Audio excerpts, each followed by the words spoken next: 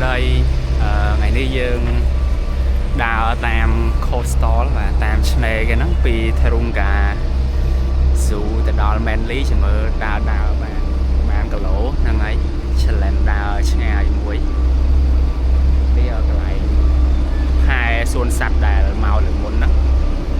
là dương sạch đào tam chne đó mở ngọc nia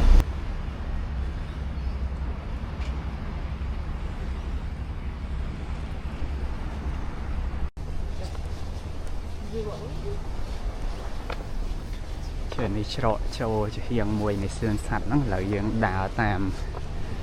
coastal cái này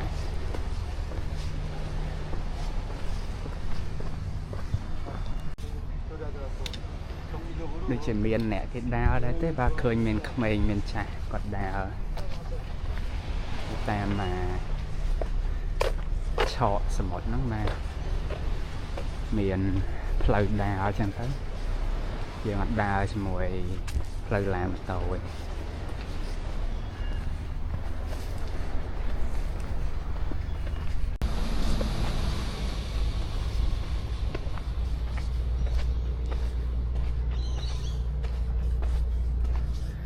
đam đai giờ nó sầm một Sydney Harbour National Park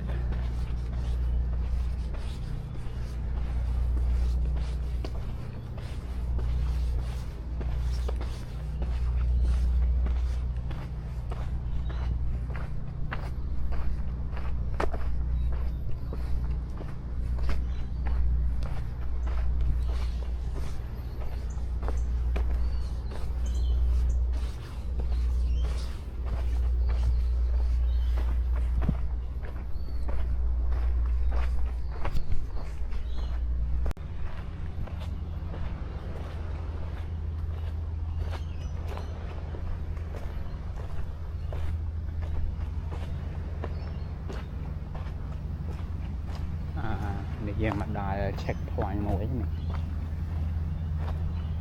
mời tại khơi Spion Harbour Bridge hay năng Opera House lại này sạp đó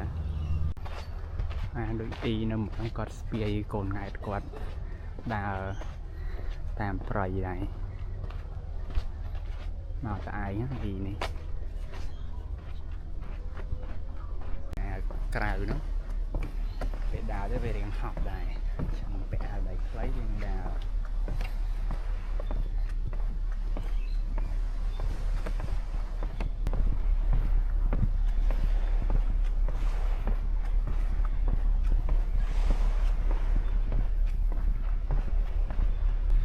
này điện đào mà đào cái này nó mơ khơi tí krong thì sẽ bay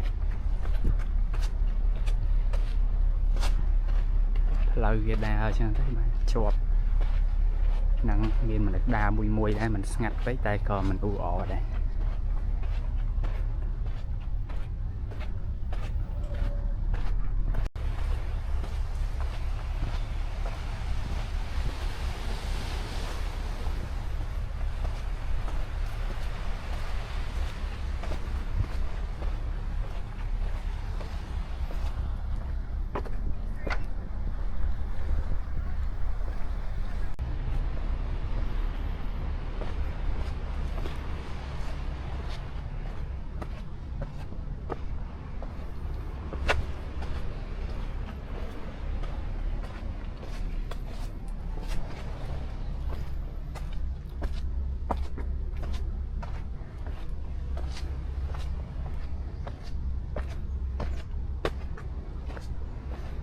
đa tới ba chủ yếu cái đạo bong bằng quay mùi cái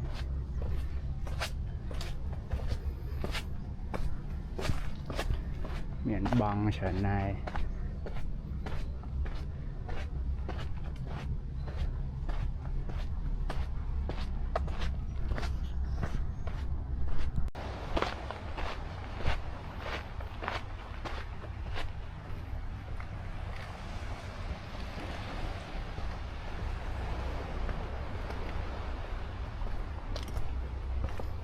này phải sẽ đo cái lại mùi kê quay mơ này sẽ là đó này ទេសភាពមើលទៅគឺឃើញស្រឡះហ្នឹងណាយើងដើរដល់កន្លែងគេកន្លែងបូជនីយកិច្ចទាហានជើងទឹកអូស្ត្រាលីមានវាដាក់ផ្កា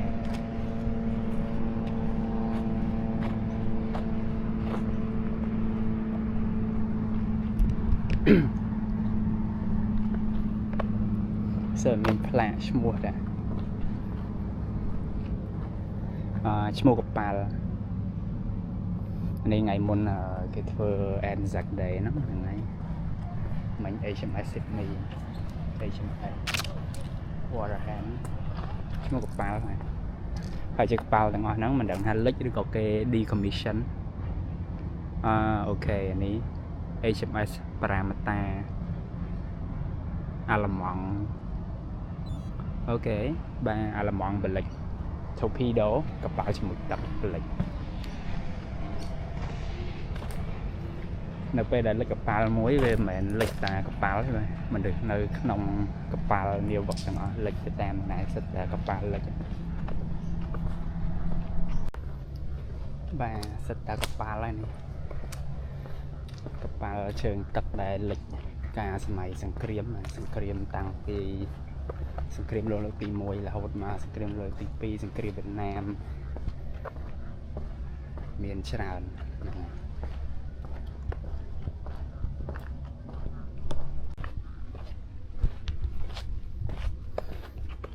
នៅតាមមាត់សមុទ្រហ្នឹងធំក្លិនស្រាយសមុទ្របាទនេះហ្នឹងស៊ីវីតហ្នឹងធំក្លិនខ្លាំងណាស់ណាធំក្លិនដូចគ្រឿងសមុទ្រអាលួយហ្នឹងហើយប៉ុន្តែវាជាស្រាយហ្នឹងស្រាយសមុទ្រក្លិនឡើងឈួល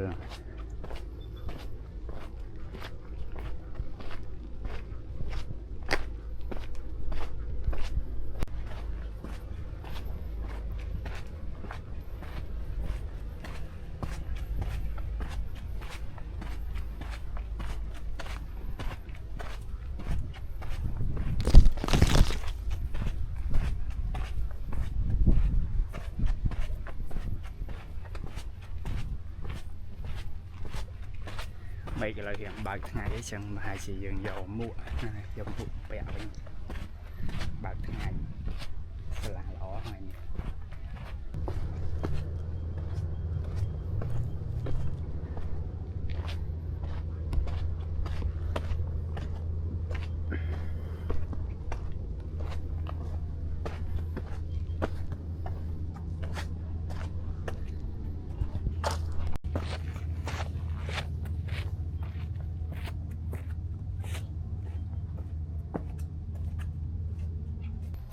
thì những đào lại một kia đấy ba chào được bé rư gọi đào nè đi chìm toàn này chào được bé là một cái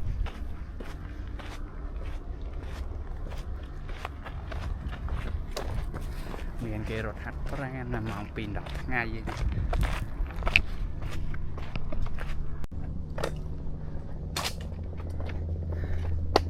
lời đào sọc kế chẳng cái này nè các bạn đào lên thăm mối cái này mình riệp đầy cái đào chứ hãy đầy nó kìa riệp mà bật té hay kìa riệp chật là làm bầy cũng mời là ở về miền liền miền này chẳng này và hiện một can đầy miền này thầm thở hay những đào ở đó lấy cái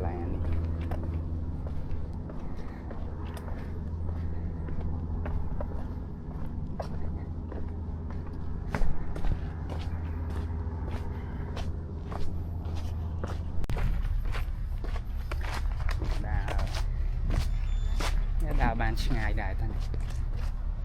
lại ní sờ lại hồi thế này crowd sẽ tụt chỉ tụt đáo mà tại pram sân này chỉ giò chẳng tới này tẹt kì ô cái cùi thầu mà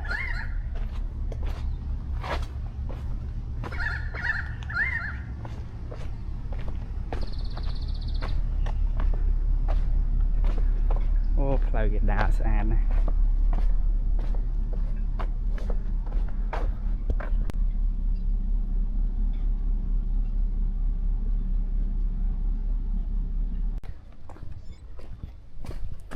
này dân đó là Taylor Bay chẳng là ngay nó tục đào thì nó miền là Việt Nam mà anh ấy đào mấy này sẽ điện post play vậy tại mẹ post đi nó miền Rich George ra nó miền tục không mấy miền là tục tụt này có bài thì tục nào miền nào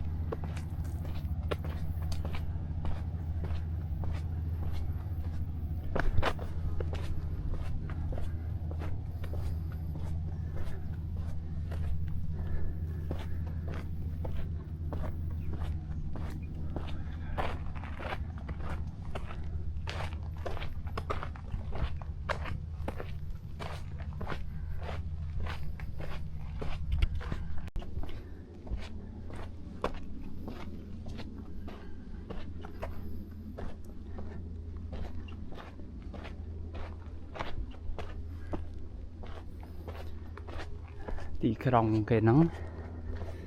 នៅជាមួយធម្មជាតិហ្មងបាទនេះបើយើងគិតទៅយើងចង់លេងឡើងតទៅដល់គិរីរំបូកគោពងស្ពឺអីចឹងណាបាទតែនៅនេះអត់ទេនេះទីក្រុងទេតាក្រៅនៅជាប់សមុទ្រតាមឆកសមុទ្រហ្នឹង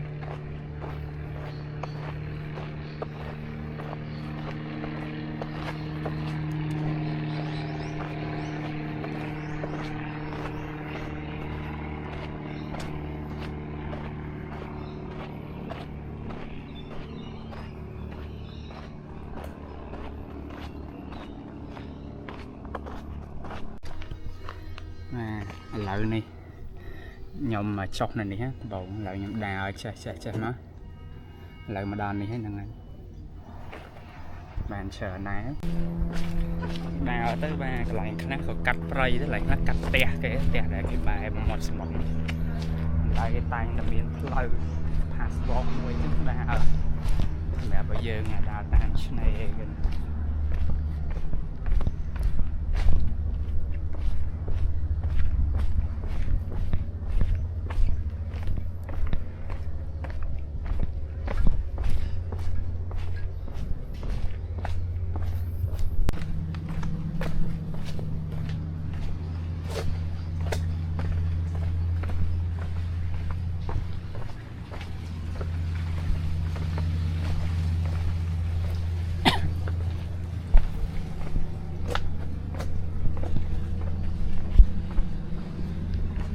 មកដល់ឆ្នេរ Shoulder Bay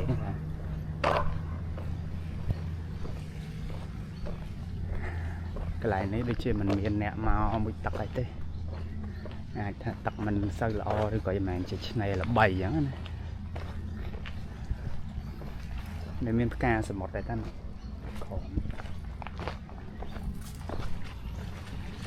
តាមផ្លូវនេះសបោប្រគួយ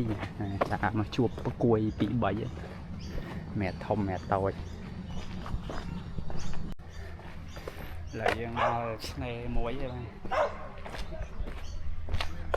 ឡើយយើងរកកន្លែងសម្រាប់នៅឆ្នេរហ្នឹងLike that, she got clear of it.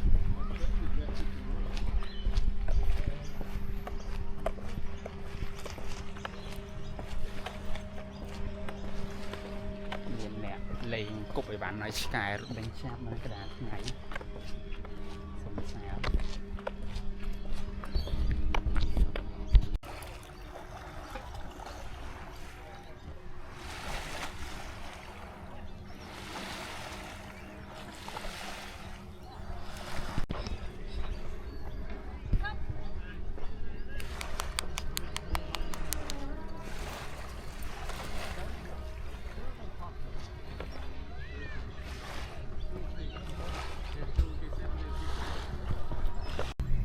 và ở trên này cái nó chỉ tôi tới cái miền à trong côi nó thì miền và đập ăn sạch rồi giờ cua xa nữa cả nó nhé còn giờ sạch nó ăn nó và miền Chakran BBQ miền này chẳng tới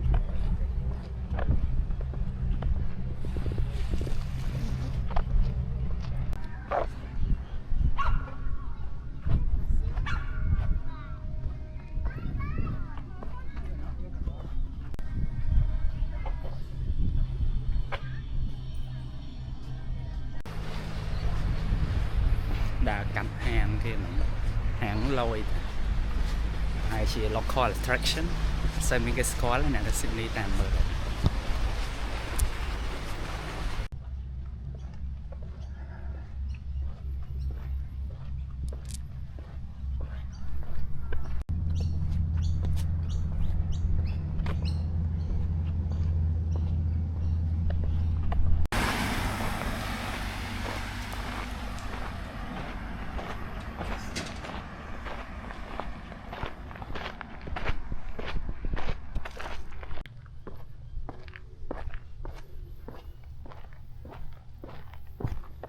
mình đã từ mịt đỏ hết rồi thì những trong đa mờ một chôm tam năng chăm chanh như vinh là ngay bây giờ đà tam lâu nó bị cắt lướt mình đài trong đà bàn trơn nắp đỏ quá ba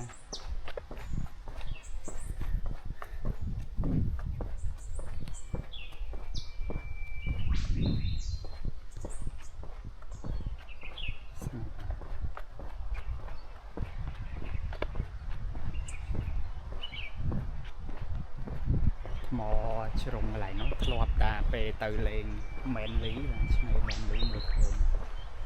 đây cái này đà đà tầng này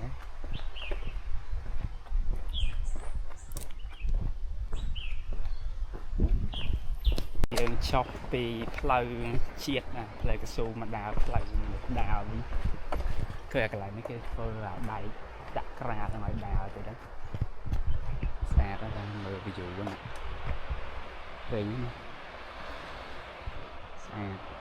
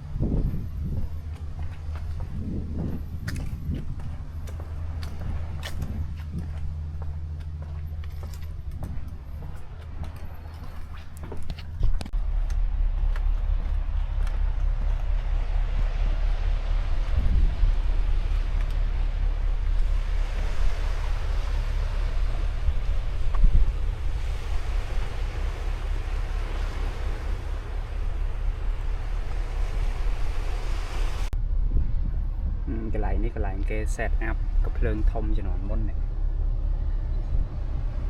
តាំងពីឆ្នាំ1801ហ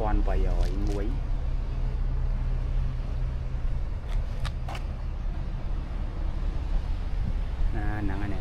ដាក់ទៅព្រោះឲ្យកប៉ាល់ដែលអាចចូលមក Sydney បានត្រូវចូលតាមមួយច្រកហ្នឹងអញ្ចឹងកន្លែងហ្នឹងបាញ់ platform នៅក្រោមហ្នឹងបាទ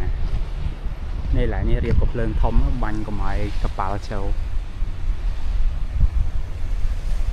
ពីនេះទៅមហាសមុទ្រប៉ាស៊ីហ្វិកហ្នឹង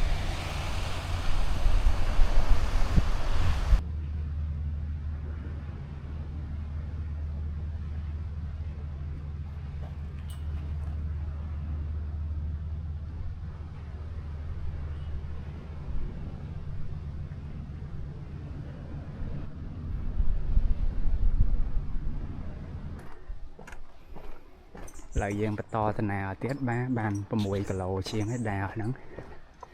តែប្រហែលជាបាន7/3នៃផ្លូវដើរសិនទៅបាននឹងដល់ Manly អត់ឲ្យចាំមើល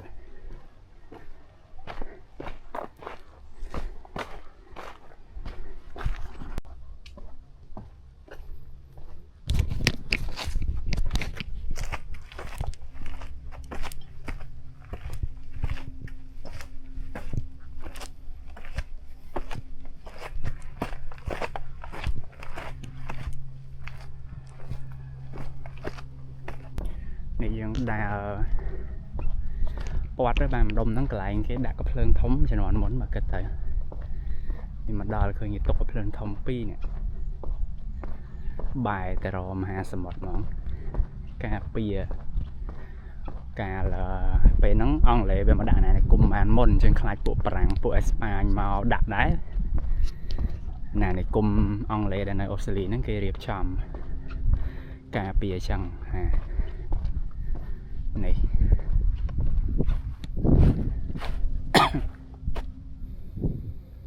អូអានេះបើពីមុនគេមាន motor អាចពវល់បានទៀត rotate angle មិនមែនដាក់ទៅកាំងមួយកន្លែងអញ្ចឹងទេបាញ់បាន40 គីឡូម៉ែត្ររែងអូនេះ Japanese ship Yamato ទៀតធំ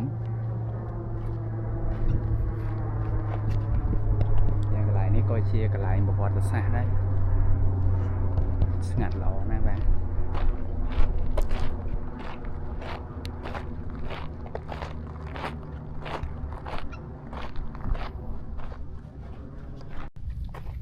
នេះសើលែនឋានសិតតែអីការពារក្នុងពេលគេបាញ់មកវិញអញ្ចឹងយើងត្រូវចុះក្រោមហ្នឹងហើយកែលោមកវាផ្ទៀតបំបែងផ្ទៀតអីត្រូវគោលដៅយើងនៅ Manly នៅចុងនោះអញ្ចឹងត្រូវដើរកាច់កោងទៅឆ្ងាយដែរដើរមើលនេះទីសិនទៅបាទ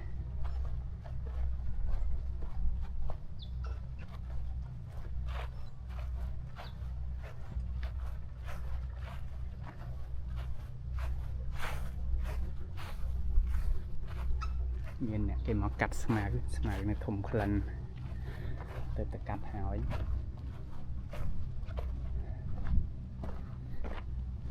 កន្លែងយុទ្ធសាស្ត្រនេះ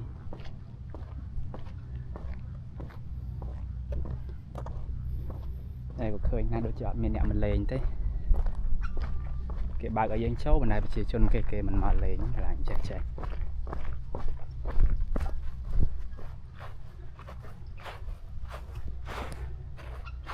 នៅ Manly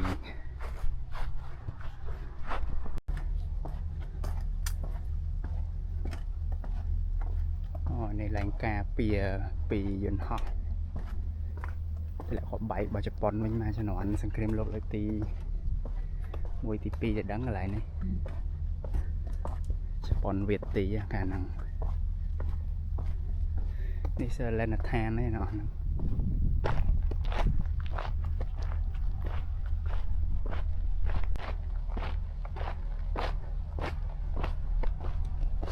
កន្លែងនេះឆ្លាស់ជាងអាមិញទៀតគិតទៅហ្នឹងហើយ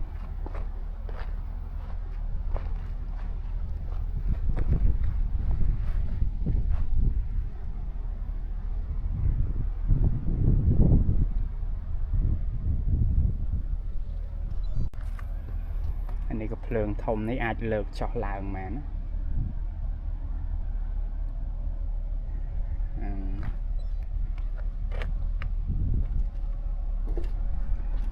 ខមហ្នឹងគឺកំភ្លើងធំហ្នឹង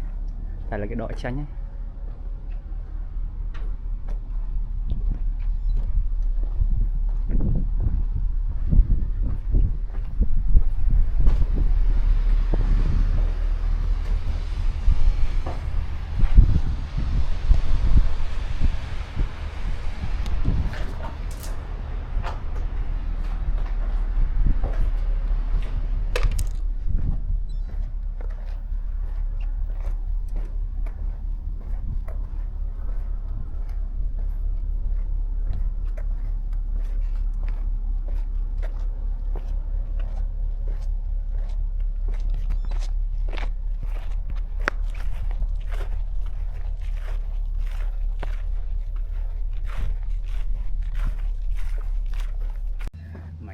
យើងបត់ចុះទៅវាតល់ផ្លូវហ្នឹងហើយ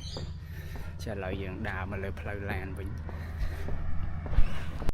ឥឡូវយើងដើរទៅដើរមកបាទចិត្តដល់ហើយមានផ្លាកអីមែនលីប្រើតែត្រូវទៅកន្លែងផ្សេងសិន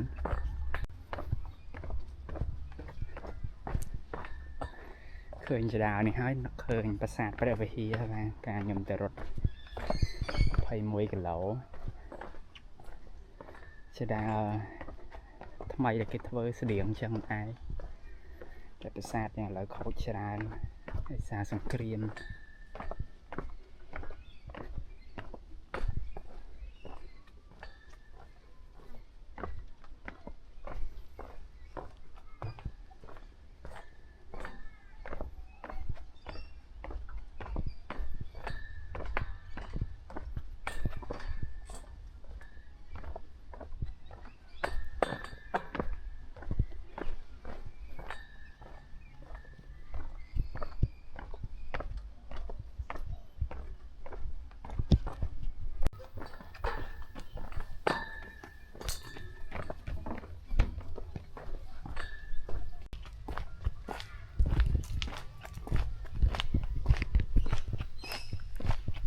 ដល់ឆ្នេរបែលមកហ្នឹង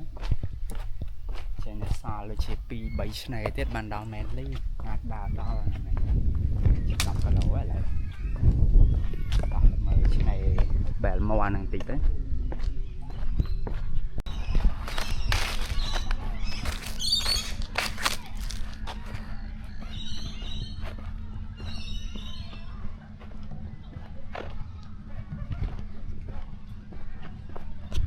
កន្លែងនេះគេជិះកាយ៉ាច្រើនទៅទុកណាបែលមករលប៊ីជ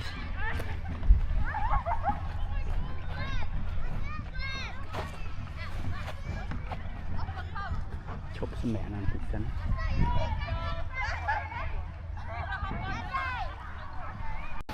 មិញយើងសម្រាប់តិចឥឡូវយើងដើរតទៀតបាទចិត្តបាន10គីឡូតាមមាត់ឆ្នេរគេហ្នឹងគេមានកន្លែងក្មេងលេងកន្លែងអី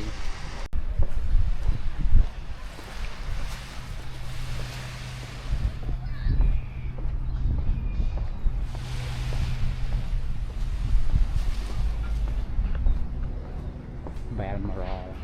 ឆ្នេរបែលមករល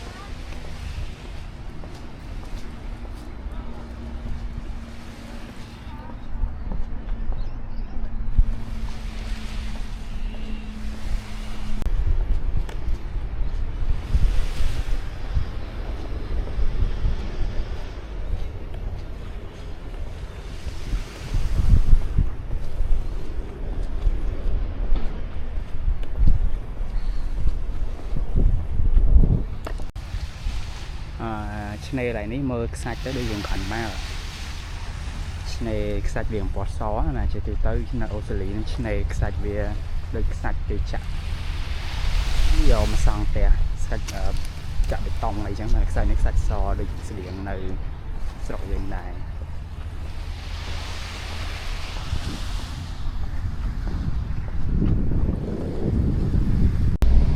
ដល់កន្លែងនេះដូចមានកូនកោះមួយប្រហែលជាមានពេលដែលទឹកវាចូលមកនោះមានស្ពានហ្នឹងគេធ្វើស្ពានអានេះឆ្លងដូចជាឆ្នេរ2បែលមករលហ្នឹងហើយខាងមុខដូចមានឆ្នេរមួយទៀតហ្នឹងហើយបានយើងដើរទៅរកស្ពានឆ្លងទៅស្ពីតទៅកាន់មែនឌី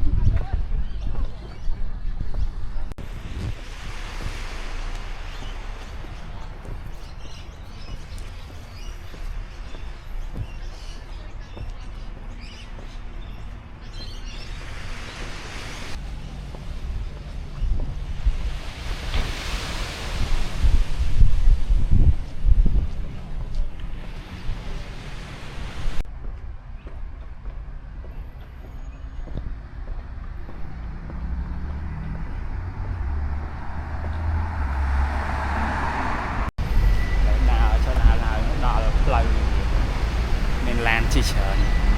ធំណាស់នៅមកស្មែនដើរទៅរកស្ពានស្ពាន ដើម្បីឆ្លងទៅបាយទៀតគោលដៅយើង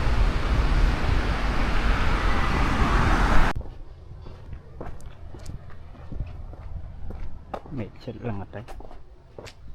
តែម៉ោងទៅ9ណាឥឡូវគាត់ថាវាឆាប់ល្ងិតហ្នឹងហើយ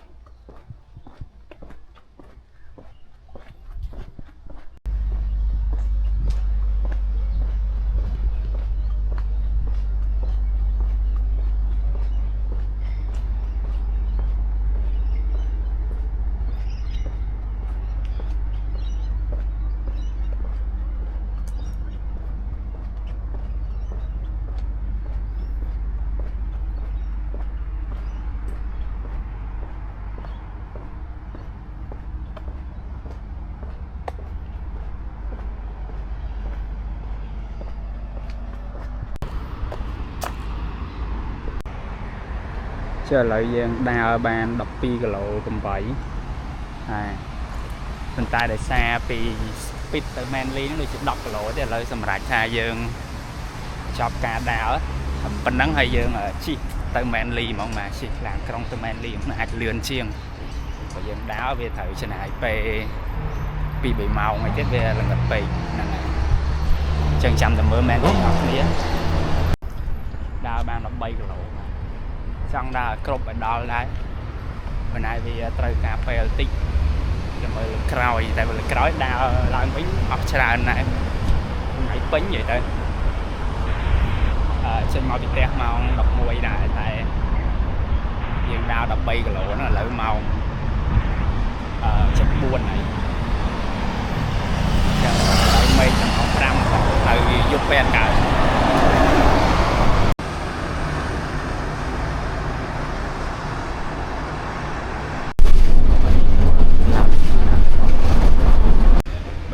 យើងចុះពីលើនេះហើយចុះពីលើឡានក្រុងមកដល់ Manly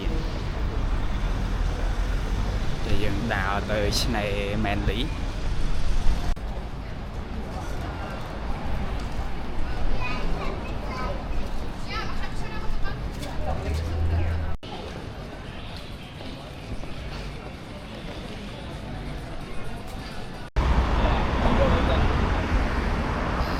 ដល់សមុទ្រហើយបាទគោលដៅខាងក្រោយ Manly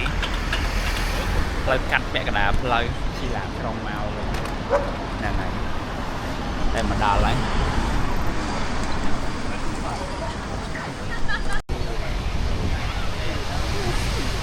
ជើប្លុកយើងដល់ទីបញ្ចប់ដែរមើលខ្ញុំថត Manly ឲ្យមើលខ្លះខ្លះ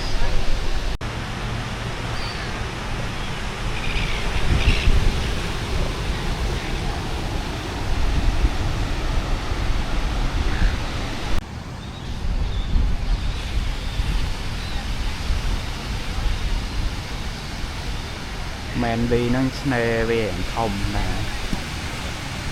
បើយើងធៀបទៅនឹងឆ្នេរផ្សេងៗណា Bondi ក៏ធំដែរតែ Bondi វាល្បីមិនច្រើន